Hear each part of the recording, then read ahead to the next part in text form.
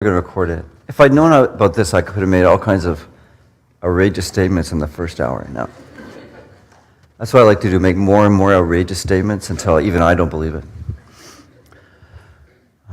Okay, so we just want to get some basic feeling for sort of how BART worked in practice. We've done that, but now we want to dive in a bit under the hood and understand a little bit how the prior setup works.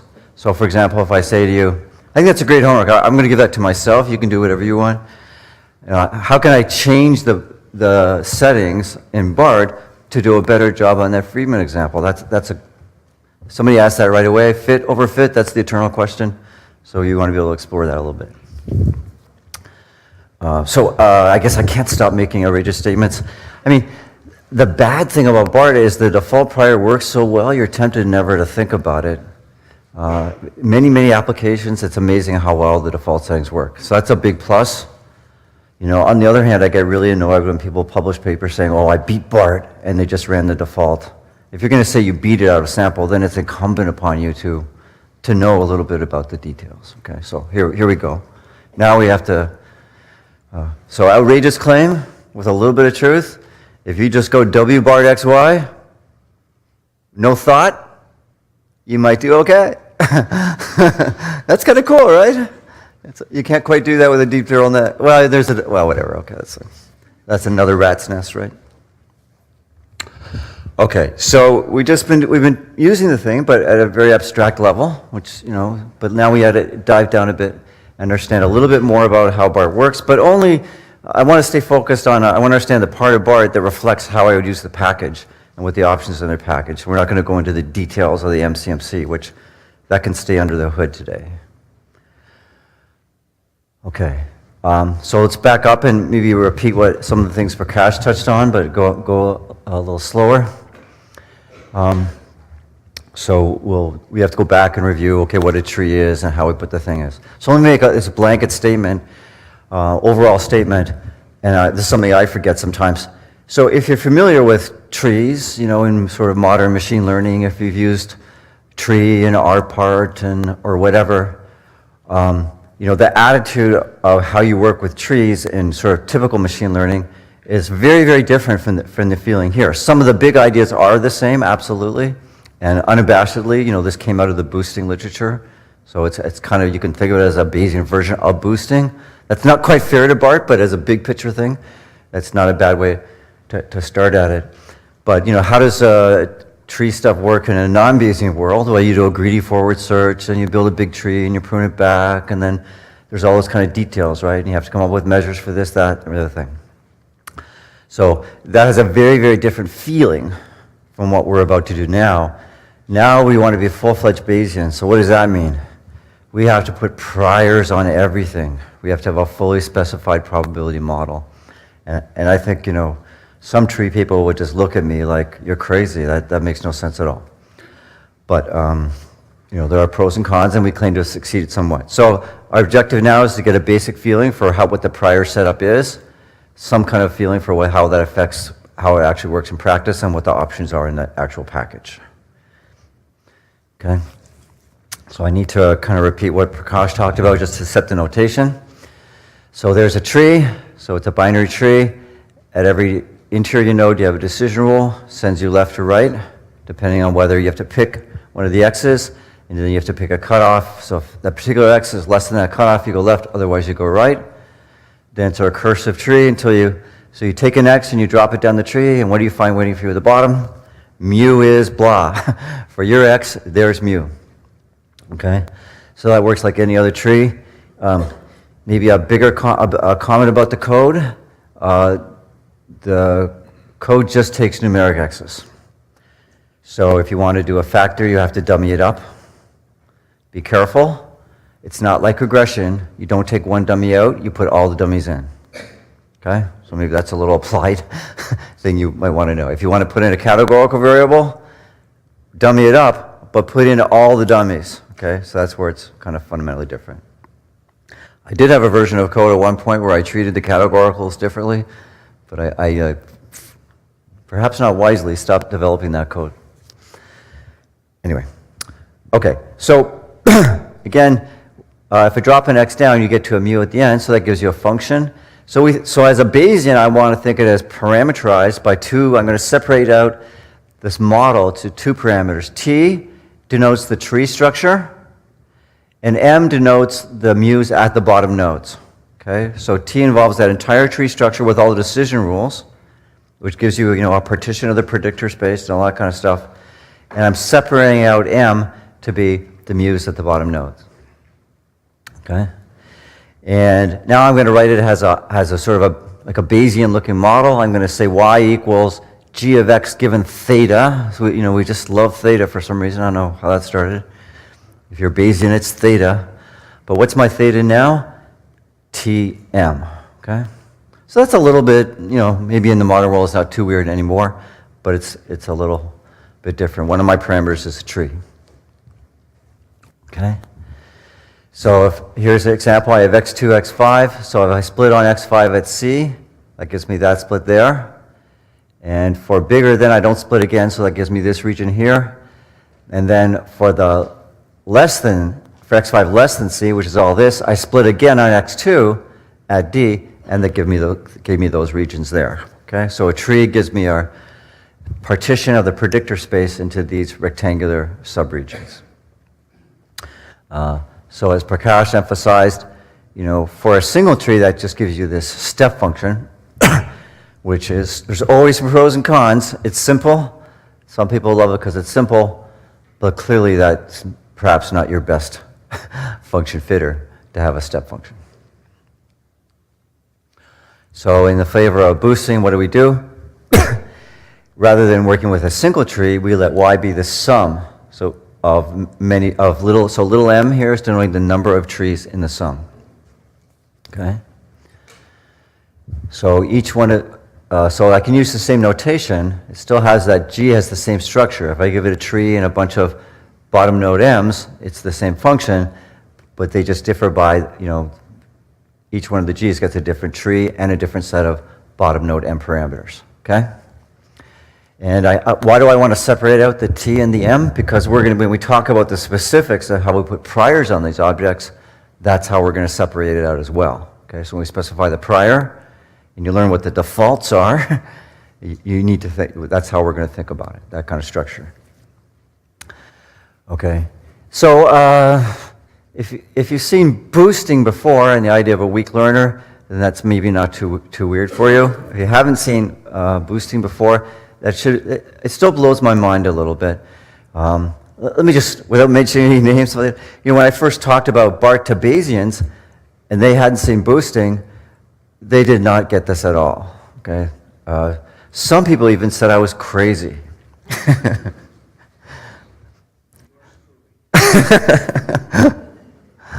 Okay. So again, why is this? So each one of these is one of those guys, right? And you add them all up. Okay. So you want to notice things like, so each tree by itself, each one of those functions by itself is totally not identified, right? I have a sum of all these trees. I can, first of all, at minimum you have label switching, right? I can swap T1 for T20, and it's exactly the same thing. But it's even more fundamentally unidentified, right? There's so many different ways I can get the same function out of all these combinations of different trees. So most of what's going on in here, so abstractly before I said, well, just think of it as a random function. Now I'm telling you how that function is represented in the machines. But part of me envisaged a user who doesn't want to ever look at that, just run the darn code and get it to work. So that's why I like to kind of abstract it. But now, to understand the details, we have to know, okay, how is it actually being represented? So at every iteration of my MCMC within the machine, there's a representation of each one of these trees and all the bottom nodes, okay? And we're not going to go into the MCMC today, but let me just mention one very notable aspect of the MCMC is that at every iteration, the dimension of the size of the tree changes, okay? And this is something that's really fundamental to BART that I think gives it a flavor that other things don't have. So as you run the MCMC, if you look at tree 1, it might start off with just one node. It might grow to have 10 bottom nodes by iteration at 10,000. You come back at iteration 15,000, it's back to one node. because the fit just gets freely swapped around the different trees, and the trees grow and shrink. But notice, the depth of the trees fundamentally reflect the nature of the function you're trying to represent, in that if you want complex interactions, you're going to have to build a bigger tree. Okay? So something you might want to compare it to is a GAM. So what's a GAM? A GAM is when f of x1 up to xn is just the sum of f1 of x1 plus f2 of x2. So I could fit that with trees which are just, they call them stubs, only have one break. Okay, so if I want to have interaction between x1 and x2, I have to have at least two decisions, right? Okay. So that's the magical thing about BART, and of course, we're just inheriting from all the boosting and all that stuff, is you can somewhat automatically figure out the nonlinearity and the level of interaction, okay? And in the conference yesterday, this really came out, right? If you want to target medicine, interaction is the name of the game. For you, it works differently. I really need a model that speaks to that fundamental aspect. Okay, so that's the basic model. So again, the connection to boosting is obvious. But again, how does boosting work? You have to pick a specific, well, there's lots of different boosting packages, but if you just do GBM and R, you have to pick a certain size of a tree. So that's one of your tuning parameters. So the level of interaction is a tuning parameter in GBM and R. That gives it a very, very different flavor in application. So it's a nice example where conceptually they feel very differently, but it really matters in application. It really gives it a different feel when you work in this in application. Okay? Is each tree of size depth 2 or 3 or 4? That reflects something fundamental about what you're trying to do in the real world. How complicated do the variables react? Well, that's a tuning parameter I have to pick by cross-validation. That's a little annoying in a serious way. So I think it's a big deal, but let me move on. Okay, so the parameter, so again, I'm trying to stick to the package, okay? If you actually go and run this tomorrow, how do these IDs show up in the actual package? So I called M is the number of trees, but when you make the function call, the parameter is n tree, okay? So n tree is M, okay? And maybe you should say there the default is 200.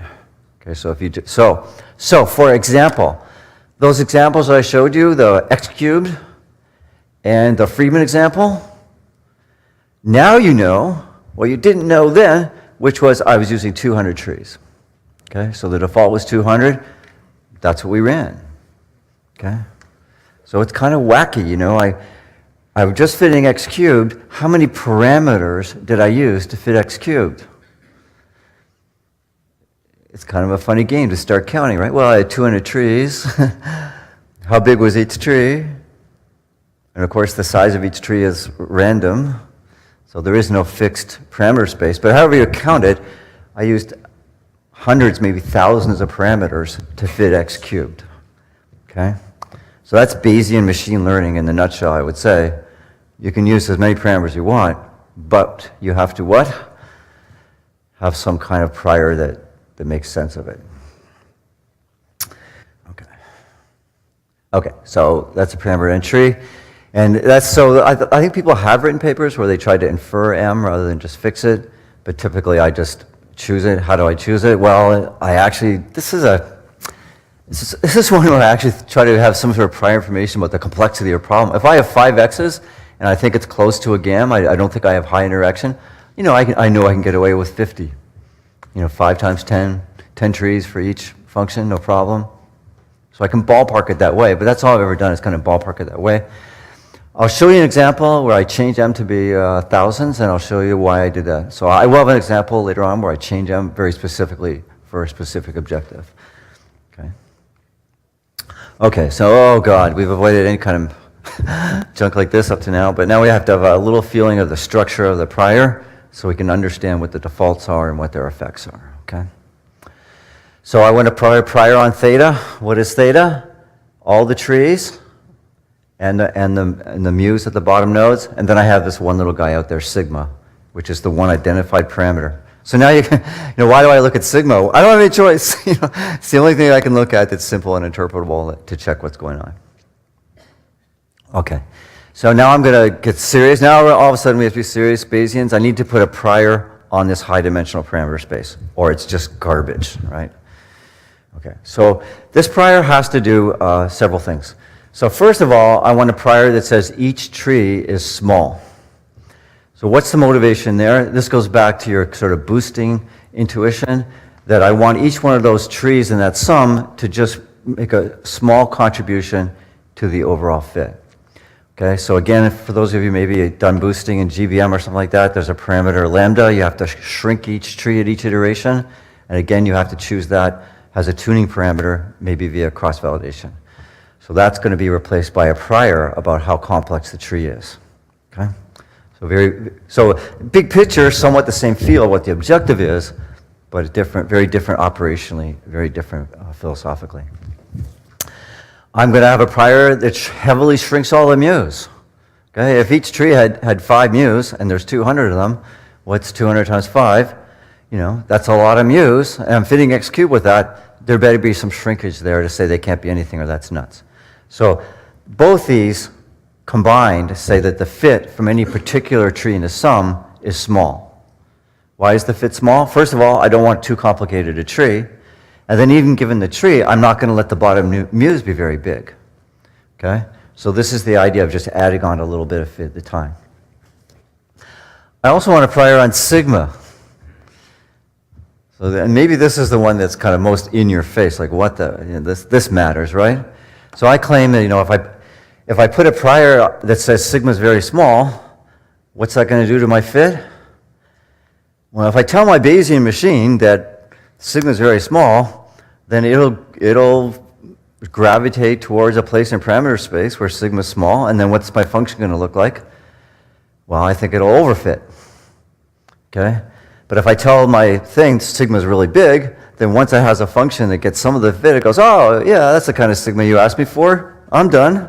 We're good with that. Yeah. My models talk to me like that. It's not, it's not probably healthy, but. What package is it? What? Models talk to you. What package? You like that feature? If there's a user feature we need to add.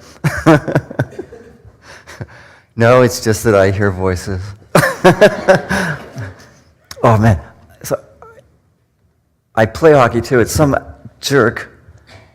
It's no check hockey, and he drilled me right here. And I thought I was okay, but now I'm pretty sure I've cracked ribs. So every time I like laugh or cough, it's like, oh, anybody here had cracked ribs? Somebody must have had cracked ribs. No? Oh, you don't play hockey, do you? Oh. Anyway. So.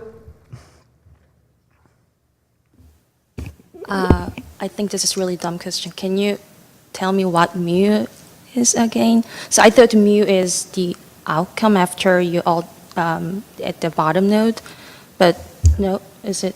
That's right. But then why you want to make mu small? Smaller than it should be, or like what do you mean by mu small? Let's go back. So this is like maybe I'm sorry. so right now we're at the fundamental intuition of how the prior works. So it's okay to maybe take some time here.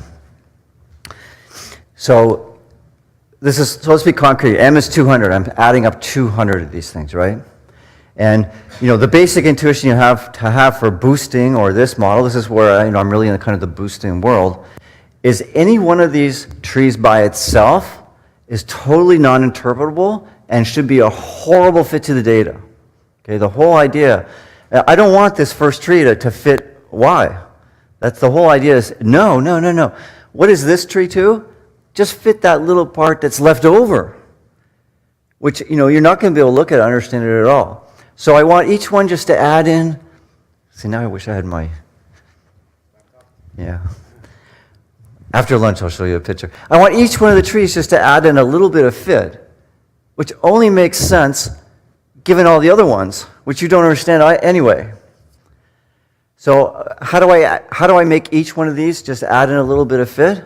Well, first of all, I don't want the tree to be too big, or any bigger than it has to be. If I tell the thing, oh, each tree can't be bigger than size 3, and I have a 5-order interaction, I've screwed myself. But that's where the beauty of being a Bayesian is going to, because I could put a prior in saying, don't make it too big unless you have to by shrinking towards small trees rather than imposing a tree depth. Okay? So I think this is a great example where the Bayesian thinking gives you something much more powerful than what you get out of sort of regular boosting.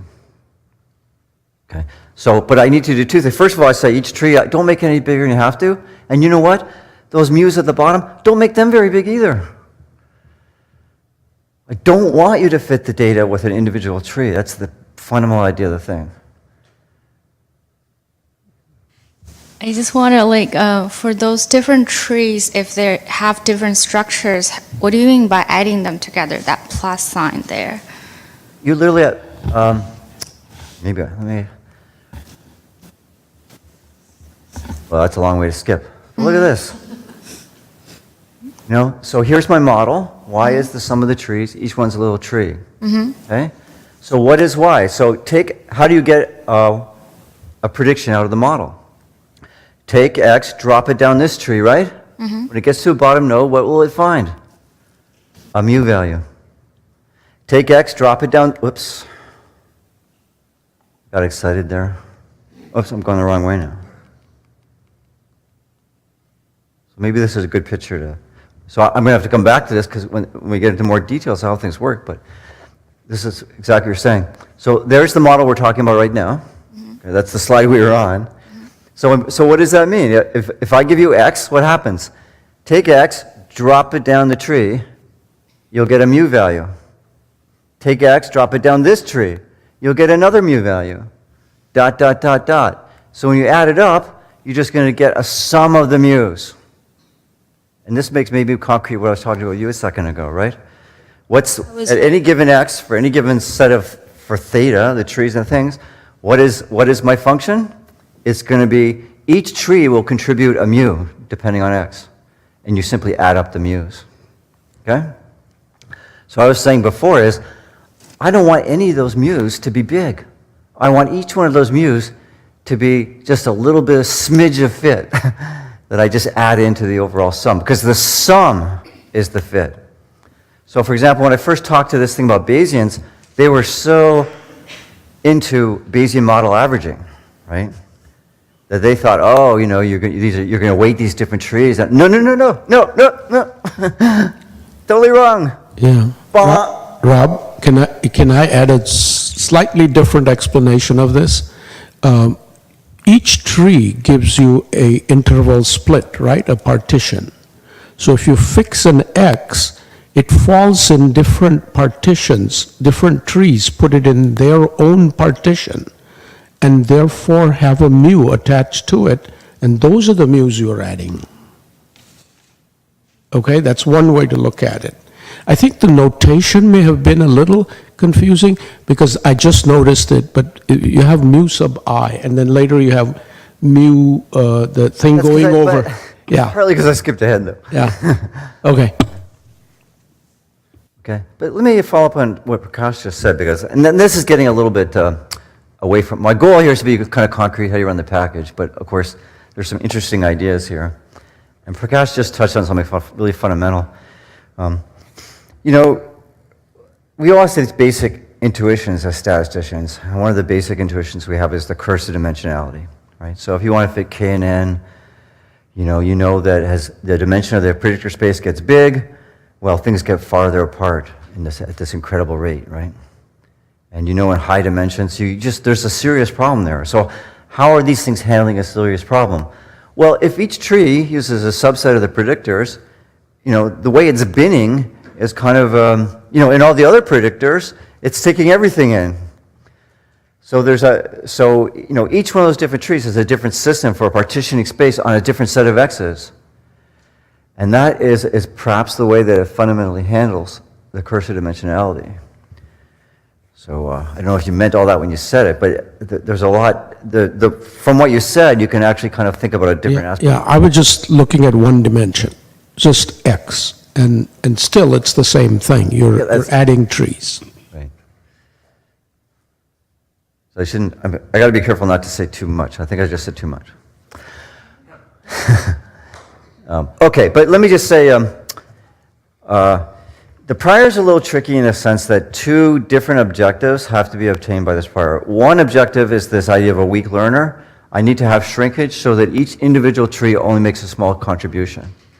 Then there's another aspect of the prior which goes to something we all do understand, which is regularization, which is I need to shrink things so that I don't overfit. Okay? And I claim sort of one intuition you might have is that the prior on sigma is going to pretty directly address the fitting overfitting issue. Okay? Whereas the other priors are a little bit more in the weak, the weak learner aspect related to boosting. So those are the big picture ideas. But of course, everything's related, so nothing's quite that simple. And when you make one of these things up and you code it up, if you've ever done it, I always feel like I'm Dr. Frankenstein. You have these abstract ideas, you code it up, but Lord only knows what it's actually going to do once the monster goes out into the forest. See, it was a bad idea to record this, Rodney. Sorry, was there a question? Do you claim so in the prior you have M trees, and do you claim here all those M trees should be independent? Should be what? Independent. So in the prior, they will be independent. Yeah, so that, if I stop goofing around, that's what we'll get to next. So of course, there are going to be independent prior, but of course they will not be independent in the posterior. So that's the other thing we do in Bayesian, all the stuff. Bayesian statistics all the time, we make things independent, which obviously are not, but to keep life simple, we pretend they are, and we let the data take care of it. Okay, so here we go, let's get specific. So now we're supposed to have some vague idea of what we're trying to achieve with these different priors. Now I'm actually going to talk about the explicit specifications and what the parameters are in the package. That was my goal. So first of all, I want to put a prior on an individual tree, and then the trees are going to be IID. Okay? So how do you put a prior on a tree? So this is fun. This is completely non-obvious. So what we did is we put a prior on the sort of stochastic process by which you would grow a tree. So we say, okay, what's the probability? If I go to, imagine just growing a tree, you start with a single node, and you say, okay, I'm going to have a probability that I grow it and to have 2 children. And then you go to the children and say, okay, what's the probability I grow them so they have children? And then you keep going, and eventually you would stop, okay? And so then, given that idea, all you have to do is say, how does the probability of a node growing children depend on how far down the tree it is? So the depth is how far down the tree is, how many splits you had to do to get down to there. So we just let the probability of splitting, again, be a function of the depth, okay? So it's alpha over 1 plus d to the beta. So the idea is, I don't have a formula for the prior. What I have is a process by which you could draw from the prior. So you would start with one node and say, that's my tree. That lumps everything together, right? Everybody's all together, one group. So what's the probability that I'll take that one node, split into 2 children? Well, d is 0 for that first one, so alpha is literally the probability of the first split. So that one's very interpretable. But after that, it's simple or complicated, depending on how you look at it. As the tree gets bigger, you go down to a node here. Well, what's the probability I want to split that one? Well, that will depend on beta, 1 plus d. So it has a depth 5, it would be 6 to the beta. So that would make it much, much smaller. Okay? So that's very, very simple. That's absolutely under the hood, key to the technology. If I don't have a simple way of specifying priors on trees, it's all over. This was actually a really good idea. This one I think has stood the test of time. Depth D, that is the number of splits in a tree. That's not the MCMC sampler D. Correct. Thank you. Yeah, I've reused the letter D. Absolutely. D is for depth of the tree. Okay? So in the example that clarifies it, I think is, the first top node is depth 0. So that's how I get alpha to be the probability that splits. Okay? So for example, if I make beta bigger, what am I saying? So this is the kind of thing where, yeah. He went like this, which is like, or maybe like this, Yeah. So if the bigger beta is, the harder it is to split, because the 1 plus, okay. And I do have papers where I had to totally change that, but those are, the defaults are there. And I have to say that for basic BART, like when I'm just running numeric stuff, I rarely play with those. Okay, so any one of you could go and try some examples, play with those, and have a great discovery that for your data, if you change beta from 2 to 1, it works way better. I have no way of knowing that. I don't know. Okay, I do know that in certain applications I have purposely changed it, but I tend to not think about those ones. Okay, we'll get to the ones that I think about more.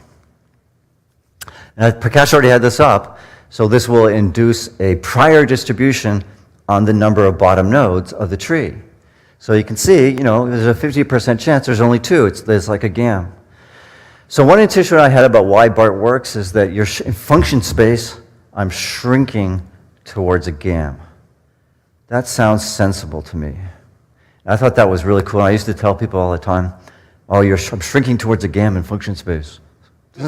Sounds good, right? No? I think it sounds good. I thought it sounded good. So I said, I'm going to simulate an example where BART fails. I should have that, right? I should have an example where BART fails, because there's no way you're going to catch me saying, oh, it always works. That's ridiculous. Nothing always works.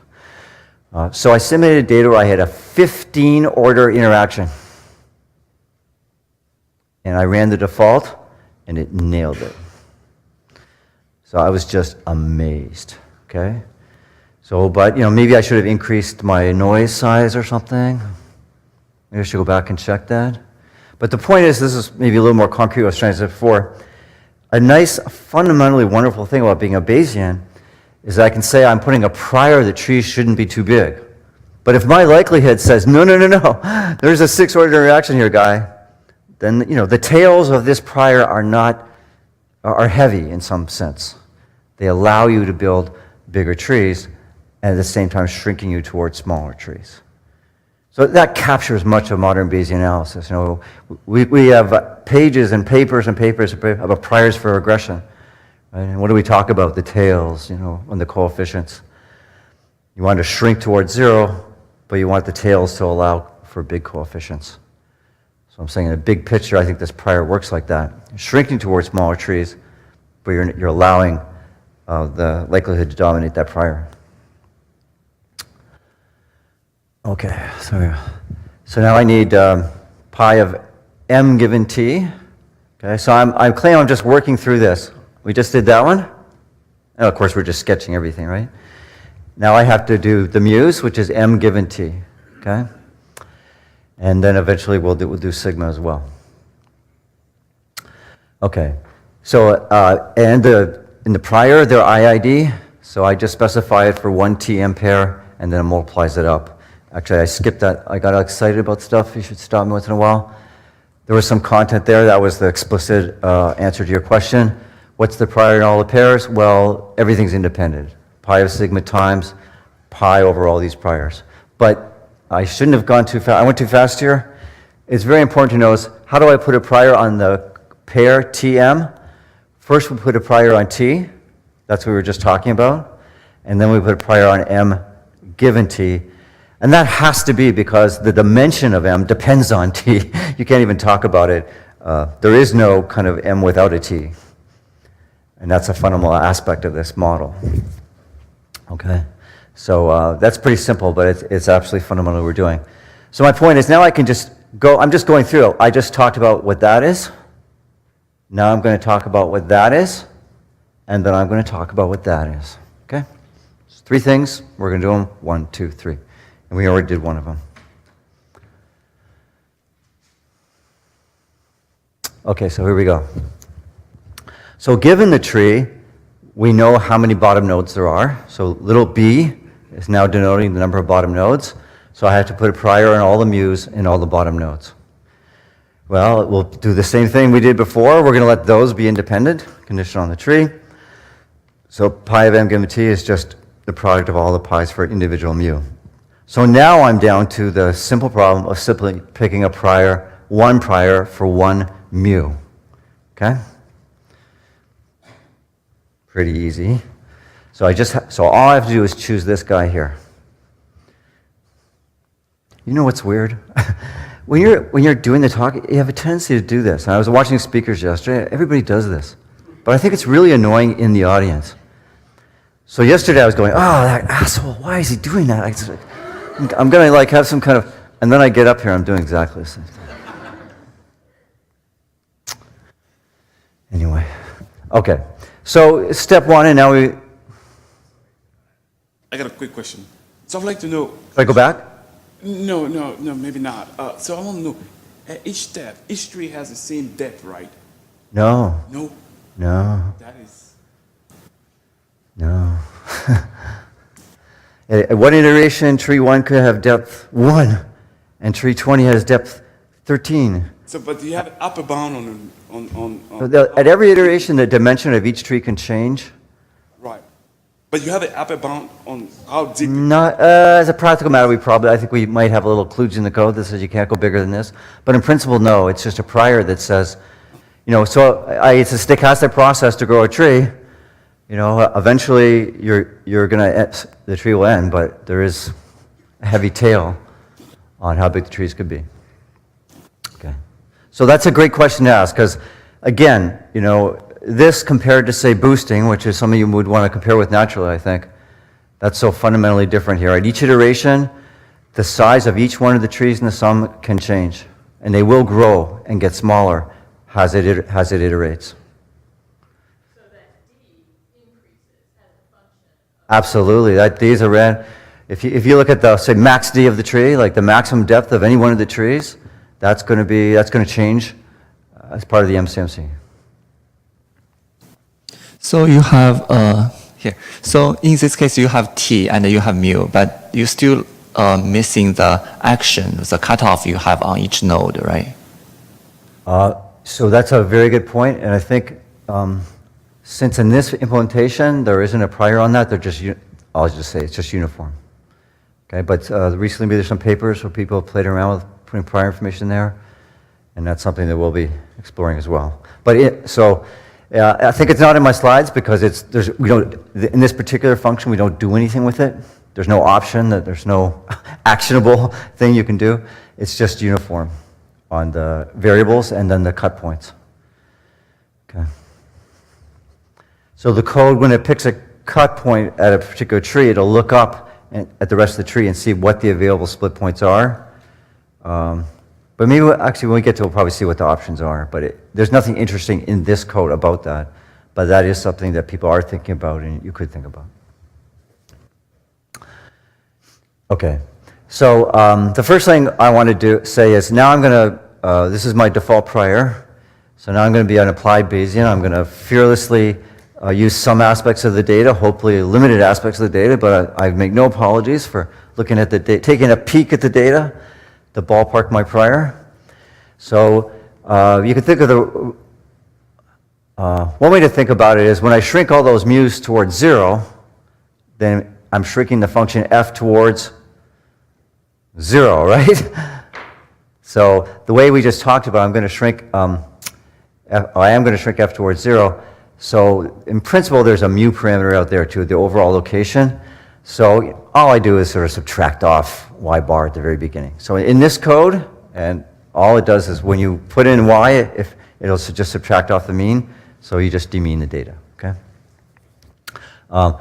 That's the default. So f mean is the default that you would subtract off from the y's to center things. But if you want to center it somewhere else, there is a parameter there, f mean, which allows you to say, well, I want to center here, okay? So in this particular version of the code, the overall center is not being inferred. It's just a fixed value. You just plop it in and move things over. And the default is just subtract off the mean. Okay? Okay. So that's the input parameter into you can say what the centering is with the default y bar. And then, so we put the dollars. That means that's the output structure instead of the input. And the output structure tells you what you used to center, okay?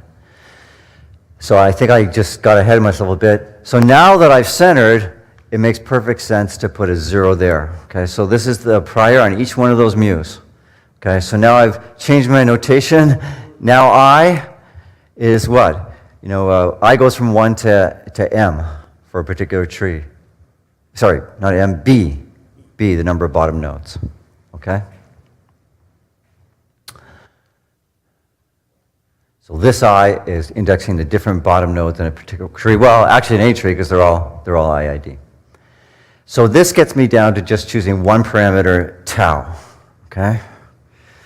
So, this is the heart of this scheme here, right? Overall, it's a pretty sophisticated model. Oh, the guy's babbling about boosting, cursor dimensionality, shrink this way, regularize that way. But at the end of the day, I want to get it to somehow boil down to fairly simple things that you can pick. So now I've got it down to tau. So tau is just the prior variance for individual one. And I'm shrinking everything towards 0 because I centered the data.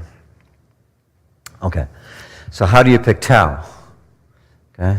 So now, remember we were here before? So now this is ridiculously easy.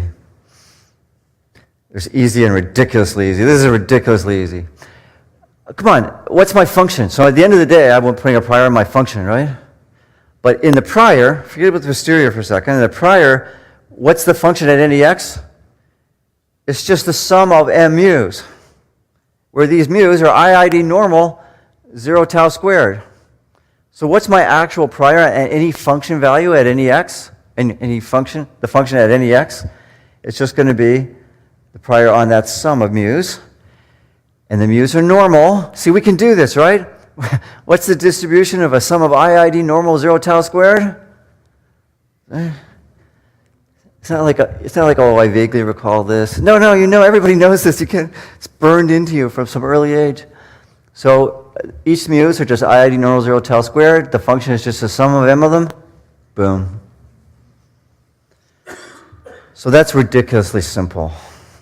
When all this, there is a lot going on here, but the way we've structured it, to choose the prior on the random variable f of x for a given x, it's just normal 0 m tau squared, where m is the number of trees in the sum. Okay? And this simplicity is crucial to making BART work in practice, because there's a simple way to tune things and think about what the overall prior is. Okay? So again, note that doesn't depend on t or x, it only depends on m too, the way we structured it. Okay? So no matter what x is, if you say, oh, what's the prior distribution on f of x? Normal 0 m tau squared. Okay? So this is a stark contrast to, say, Gaussian processes, where you very explicitly think about, dependent structure between f at x1 and f at x2, and you build that into the model. In this case, what's totally transparent is the marginal distribution of the function at any x. There is an implicit dependence between f of x1 and f of x2, because if they share the same partition, if they share the same tree, if they are in the same bottom region for 5 of the 200 trees, that will give you dependence because they'll have mu's in common. But it's a complicated thing to think about. But to get a brute force thing that works robustly, I don't have to think about that explicitly. The mu depends on the cutoffs, right? And the cutoffs depends on the trees and and the depth of the tree. So isn't it an implicit conditional dependence on mu and Absolutely. the tree? There's an implicit dependence on f at this x and f at that x. And if the x's are close together, then for many of the trees, those x's will land in some partition, and they're going to be more dependent.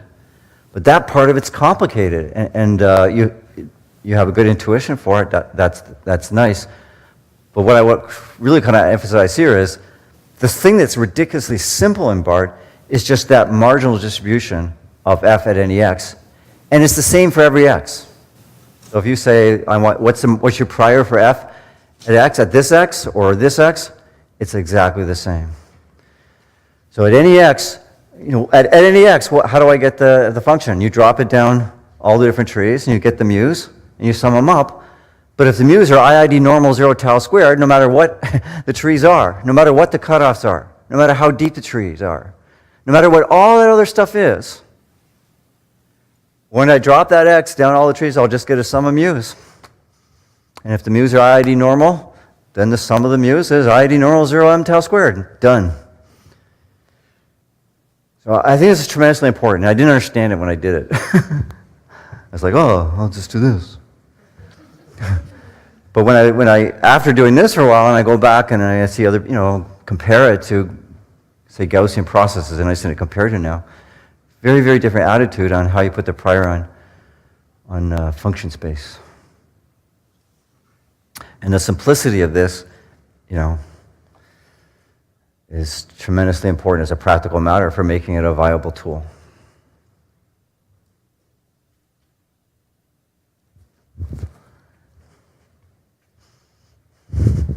So I could tell you, there is an option in the code, I'll get to it, where you can just pick tau. And I have an application in finance where I sat with the financial expert and said, how much of the fit do you want F to account for?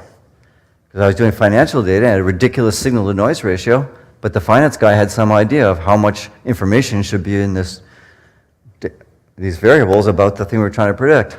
So I've literally picked tau. It's so simple, you could simply directly elicit tau. How much variation is there in the function at any x? And it doesn't matter, and I can do that without even knowing the dimension of x, without knowing how many trees, without knowing how complex the trees are. It's the same thing. See? So it's simple enough, you could actually just directly elicit it. But of course we have some crazy default, which I'm about to tell you about, which works surprisingly well in practice. Oftentimes in like Stat 101 classes, we might look at a range of data and say, well, 95% of the data lives within this range, and so that, assuming a normal distribution, that means we're going to use a standard error equal to this for our distribution. Are you suggesting somewhat similar for tau here, that you just say, well... Next slide. Okay, I'll let you. Thank you. Or I could say that's on the next slide, or I could just say yes.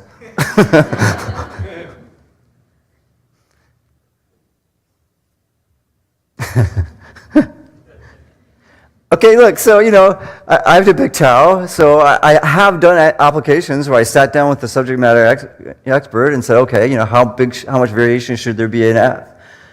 But I could just look at the data and go, oh, come on, the Y's are from here to here, let's pick it so F can go from here to here. Done. Pretty easy, eh? Pretty simple. Okay, so the way it's operationalized, we take the max, the min, and we let tau be the range of the y's divided by 2k root m. So y root m, because, we have that m tau squared thing. And k is just going to be the number of standard deviations of the function f it takes to get out to the edge of the data. So I say, so k equals 2. So if I just rearrange that, then, if you square root m tau, you get m tau squared, right? That's the variance. So that's the standard deviation of f right there, right? So k equals 2 means it takes 2 standard deviations to get from the middle of the data out to either end. Okay, so it's exactly what you just said, right? So again, there's all kinds of things we could get bogged down and talk about, and obviously I can get bogged down in anything. So if you run the code, this is the default. Okay? But you can choose whatever you want. And I make no apology in my heart of hearts, I'm a savage of Bayesian as you're ever going to meet. Okay? I think of probability as personal beliefs and all that kind of junk. But I make absolutely no apologies for taking a peek at the data and ballparking something that looks reasonable. Okay? And this works pretty well. So, what does that boil down to? When you call it, there's a parameter k. And that is exactly what k is. Okay, so if I make k big, that's going to shrink more heavily towards it. This is what you need to know.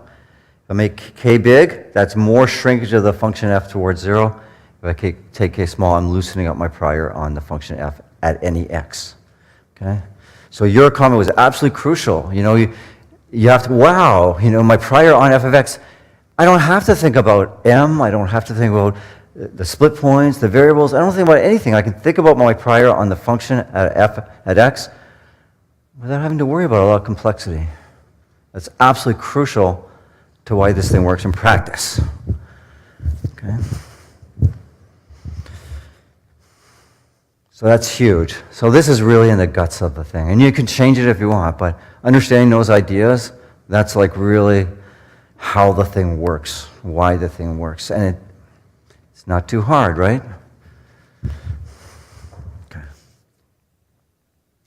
So there's also an option if you, so there is a default that does exactly, sorry, I forgot, what was your name again? I forgot you. Ryan? Ryan. So the default is to do what Ryan said. You just look at the Y's and go, oh, let's have the prior and F spread out so plausibly F could cover the range of the data. That's the default. But in my financial application, no, there's no way F covers the range of the data. I know there's a lot of noise. I have prior information that the range of F is much, much smaller than that. So there is an option in the code that lets you specifically say, what's the standard deviation of F? So you can just say, the standard deviation of the function F at any X is, and give it a value. Okay, 1, 2, 3, what we've done, 2 out of 3, one more, the prior and sigma, okay? So we did the prior in the tree. That was that thing dependent on the depth. We just did the prior on the mu's. They're just normal, but there's a super nice way to pick the shrinkage. It's simple. Now we're going to do the default prior, the prior setup for sigma, okay? So our last parameter. So again, unabashedly, the defaults when you run the code are going to take a peek at the data and use that to ballpark the prior. So the strategy in this function is, first of all, we start with this conditionally conjugate prior, that if you're at all Bayesian, you've seen a million times. So you have to choose new, and then we start with a ballpark estimate of what you think sigma might be, which I'm calling sigma hat, okay? So in the code, if p is less than n, then how do you get sigma hat? Well, you just run a linear regression and take the estimate off the linear regression. Okay? So my default prior, in the case where p is less than n, is going to be a prior on sigma that says, well, how would sigma compare to just the least squares estimate? Okay? If p, okay. Then we're going to choose the lambda, so I have to choose new and lambda. I'm going to choose lambda such that the sigma hat is a given quantile of my prior. Okay? So here's the idea. So this is my prior on sigma, and this solid blue line is at sigma hat. Okay? So you give it sigma hat, and you say, I have to pick the degrees of freedom, and I'll pick lambda such that sigma hat is at a specified quantile of my distribution. And the default is 90%. Okay? So the default is there's a 90% chance that the true sigma is less than sigma hat. Okay? So right there, so right here, now you can start going, that might not work. See?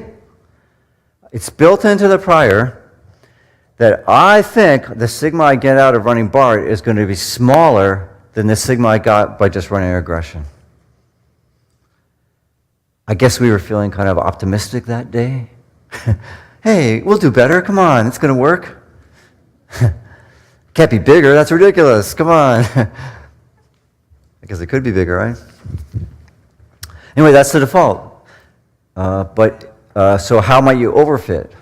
Well, it's almost built into it. Yeah, so you could say at this point, whoa, you built into it that you might overfit. So I think, anyway, okay, let me keep going. Okay, so again, going right back to the code, sig df is new. That one you just have to pick degrees of freedom. The default is 3. Okay, 3 degrees of freedom. So all you experienced Bayesians out there going with 3, that's really non-informative. Oh, God, it's so typically you go, 3, that's non-informative. Let's just remind ourselves what a crock that is. That looks fairly informative to me. That's a statement about new, given the way I've set things up. Then sig s, again, the default is, so you can pick that if you want, just input that, but the default is, if p is less than n, you just get the least squares estimate. If p is bigger than n, it's the standard deviation of y. So notice those are dramatically different priors. That makes absolutely no sense at all, right? If anything, you should go the other way, that if you have a huge P, you should say, to look for FID. I don't want to do the standard deviation of Y. Okay? So, if P is less than N, or moderate P, this prior has worked pretty well in practice. But here's one where, if for a bigger P, you really, really would question this thing.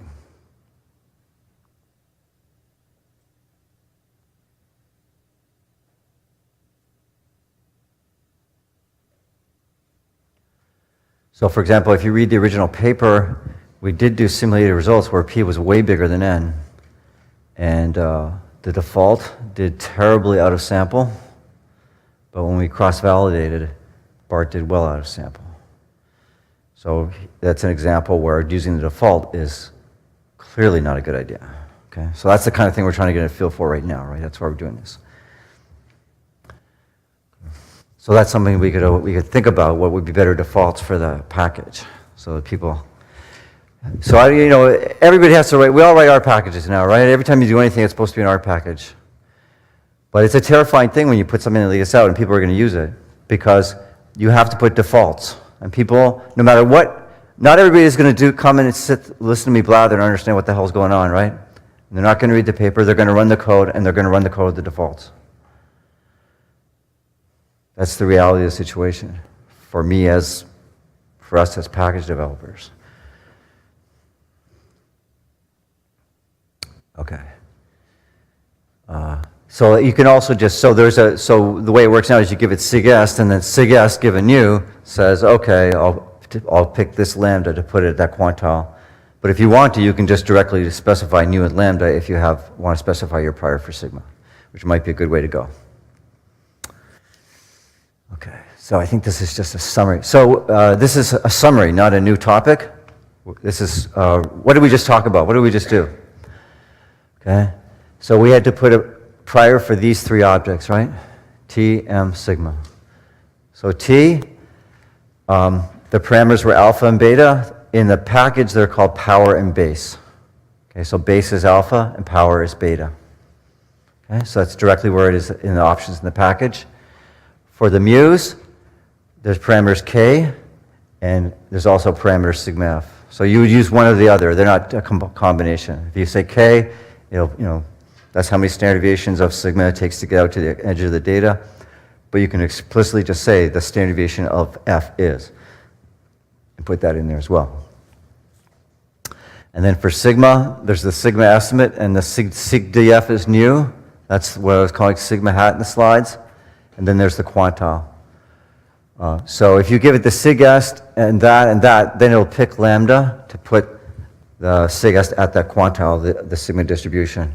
But you can also explicitly just say, I want lambda to be some particular value. Okay. So in addition, you have to choose the number of trees. And num cut. So what's the num cut? This is maybe what I'm not talking enough about today. This particular code, for any x, it just takes the min and the max of the x, and it has an equally spaced grid of cutoffs, and that's just the number of cutoffs. Okay, so I think the default is 100, which works pretty well in practice, 100 points. But sometimes, I bump that up if it's sparse. So, for example, in the old sort of BART package base tree, you had the option of making it quantiles instead of equally spaced, and we should probably put that option in there. But there are pros and cons there as well. So right now in this package, it's pretty simple. You just look at each x, take the min and max, and put a grid of 100 equally spaced points, and those are the possible cut points.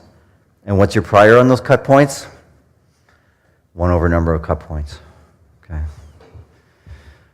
So there's always pros and cons. That's simple, but there's things you could do there as well. At a minimum, I think we should put an option in which I've done in the past, which is rather than just equally spaced, put the quantiles in so you can have a finer grid where the x's are more fine. Okay. And that might be it for that should be it. Yeah, so now I'm just going to play around with them a little bit. So Arnold Zellner used to say that things should be sophisticatedly simple. So if I was going to make an outrageous claim, it would be this sophisticatedly simple. That's really not too bad for options as machine learning algorithms go, right?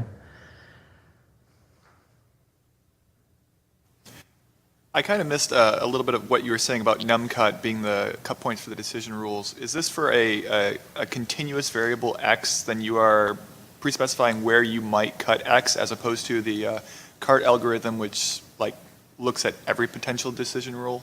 Well, those are related, but the first one was correct. Okay. So remember when we first did a tree and I said x5 less than c, that cutoff? Well, okay, what values of c are you going to entertain? That's exactly what that is, which I think is exactly what you said. Okay, so when you run CART, it just tries all those. I think CART probably just takes the actual values and tries all the values. So that would be more like putting in the quantiles, like n quantiles is the sorted data. Right. So we should have an option like that.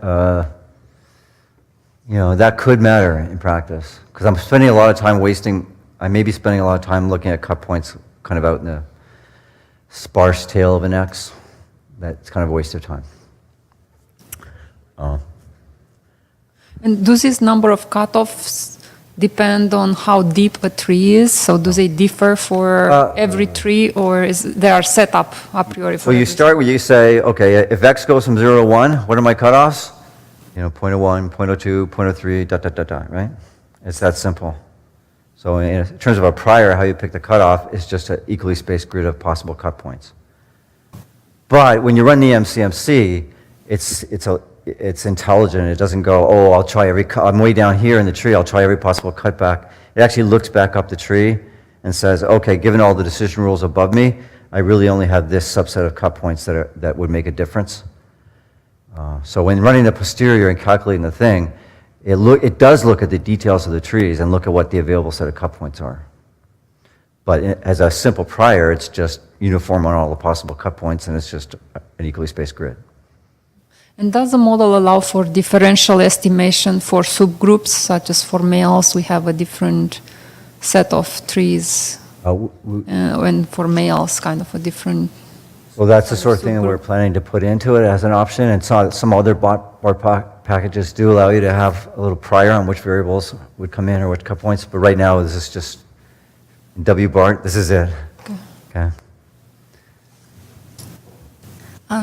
How do packages BART deal with the missing data? Oh, that's bad. We don't. Okay. That would be a major weakness. But it's fairly simple to handle missing data. You just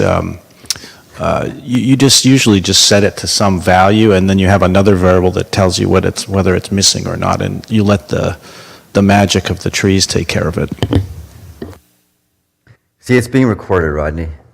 Don't say things like, it's easy to handle missing data. Somebody will quote you on it.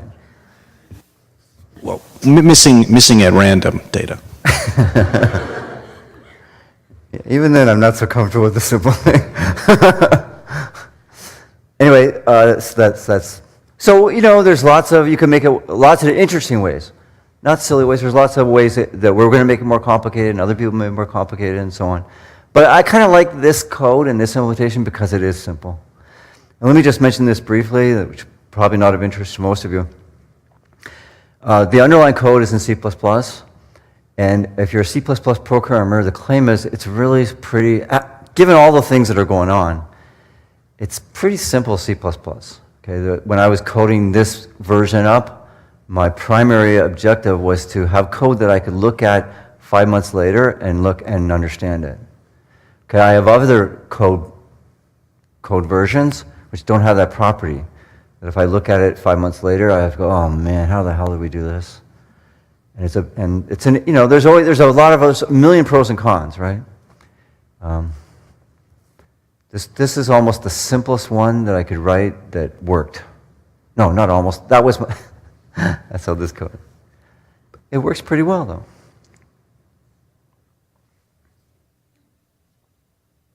Can BART handle multiple outcomes? I know what, sorry? Multiple outcomes? Like Y1, Y2, to bivariate outcomes? We don't, so in the original BART paper, it tells you how you would do that, but we don't have that in the package. Okay, well, that was a little facile.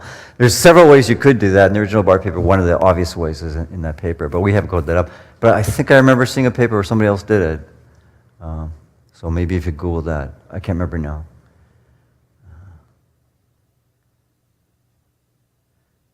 So maybe an answer to that question, I can mention just something that maybe Rodney will touch on when he talks about extensions. I mean, one of the things we've been doing the last few years is having models which have several BARTs in them. Okay, so this is absolutely the vanilla BART we're doing now, right? Which is the right place to start. But one cool thing about doing a Bayesian approach is you can build a more complicated model with, oh, I'll make this function a BART, I'll make this a function of BART, I'll make this a function of BART. Okay? So the easy way to do multivariate is just to have yi equals fi of x plus error, and then the errors are normal 0 capital sigma. You're done. That's all there is to it. And then you do an MCMC, draw each BART given the other ones. Given all the other ones, you know the residuals. Given the residuals, you know the conditional variance. Say it's a one-liner. I've never coded that one up, but I think I saw a paper where somebody else did it. The point is, it's pretty easy. And that takes advantage of the Bayesianness of it, that I can put a whole bunch of BARTs into an overall model. And our experience with more complicated models than that is that that's worked. I was surprised how well that kind of strategy worked. So. Yeah. But Rodney's going to be going through what other kind of things are available in the package now. This is, again, the vanilla version. So in order to extend to the multinomial approach, we need to do our own coding, or can we still use the package in certain ways? And do you have the code available if we want to extend to a multivariate? In this package, well, there's numeric Y, there's logit, probit, multinomial probit, and survival data. Is that everything? I think it. Also competing risks and recurrent events. That there'll be other things popping in there over time. But that's what is there now. Okay. How am I doing on... Actually, the food is here, but what do you want to do? Do you want to keep going? I think this would be a great... Can we be flexible and I'll just finish after lunch instead of... Yeah, I was thinking that since we can bring food into this room, that we would actually start talking while people were still eating.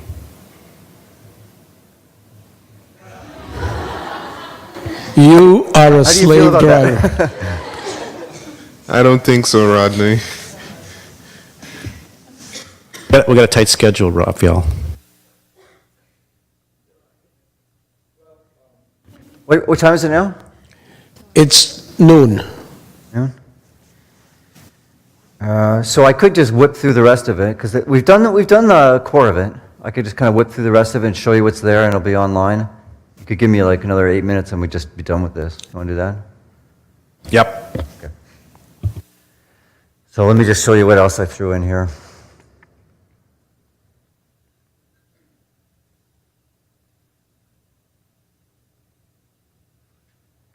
Okay, so that's where we were. So now I'm just going to play around with these things. Okay, so I went back to my 1D sigma example, and I just tried a bunch of different priors on sigma just to see what the effect was, okay? So you see, I'm changing the quantile. So this might be a more agnostic choice, right? I'm putting it at 50-50, mu equals 3. So I just said, okay, we have some sense for what this prior means. Let's play around with it. And then I just ran BART at all those different things. First of all, so I'm trying 6 different priors. Those are all the different priors for sigma that I'm going to try. Okay?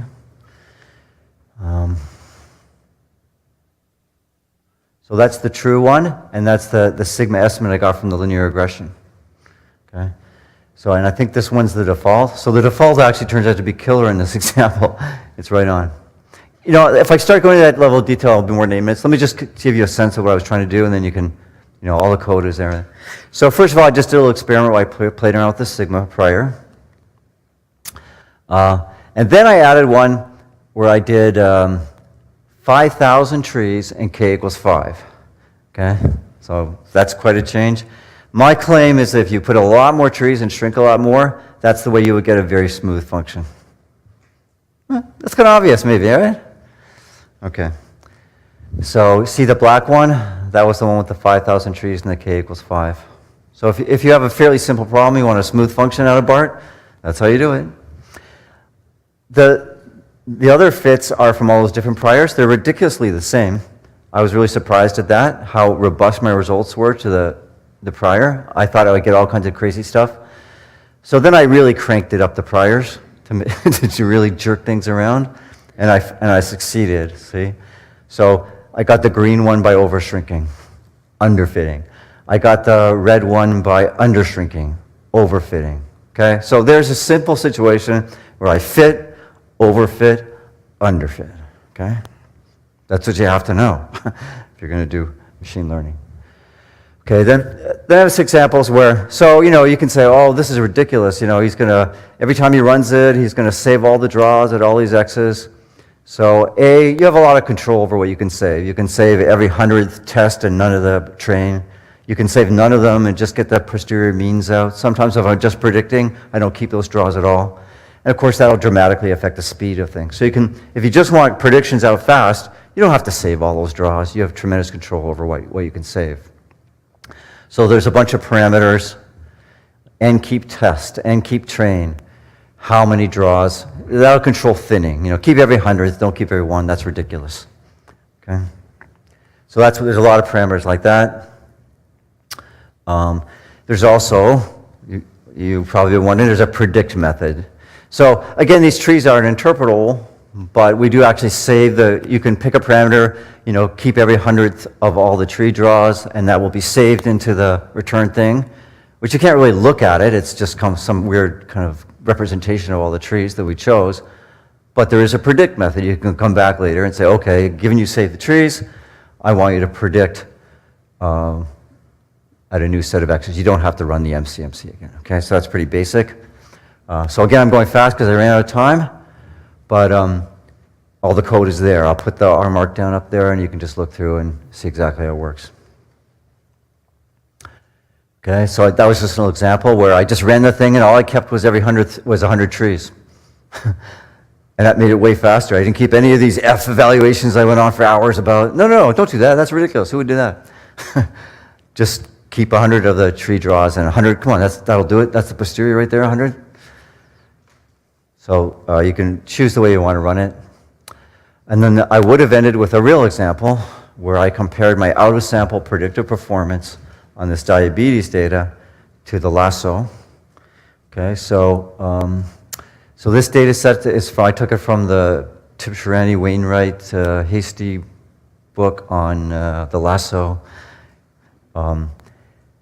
And I fit BART, and I compared it to the Lars fit.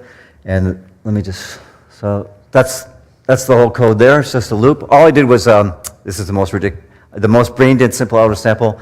For every iteration, I just randomly picked a trained test. Okay, I didn't even do cross-validation. I just said, 50 times, pick 75% to fit on and 25% to predict on. Okay, so that's the loop. So there's the trained test. There's the lasso. The X's were already standardized in the way they standardized them, so I did not standardize here because they were already pre-standardized. And then that's all I did for BART right there. Notice that I'm using MC cores equals 8. I'm using some parallel computing, which Rodney's going to talk about as well. So there's a predict function. You can save the trees. There's some parallelization. So there are a lot of options in there when you get past the basic thing to make things a little faster. And so I compared my auto-sample prediction performance from just running vanilla BART, no thinking, to the lasso. Now, the big thing here is there's only like 10 X's in this problem. But if you want to run the lasso flexibly, what do you have to do? Well, you throw in a whole bunch of transformations, right? So I used exactly the transformations that the authors of the lasso paper that I'm referring used. So they get up to, I forget, 64. So they have 64 variables after they throw in the transformations. So I don't know about you, but in practice I find this tremendously compelling when if I start with 10x's, all I work with is the 10x's. I don't have to throw in x squared, x1, x2, you know, and you never know whether, well, gee, should I put in, see, what's it like in practice? Should I put in x1 times x2, x3? If I don't, I'm hard coding it to have a low-level interaction. Remember my outrageous claim.